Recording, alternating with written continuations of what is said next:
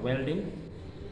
I'm just finishing up welding this, and I've just finished filling the hole, and now my workpiece is complete and it's ready to go.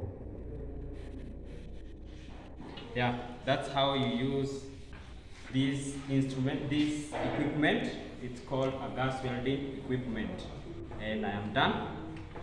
Now there is a process of putting this torch on, these frames off. You start with the oxygen. This is the oxygen knob. You start by closing the oxygen, then the acetylene, and you are done. Then to the knobs, using a key, put your torch in good place. You close the knobs, the regulators, both the oxygen and the acetylene, both the oxygen and acetylene, like that.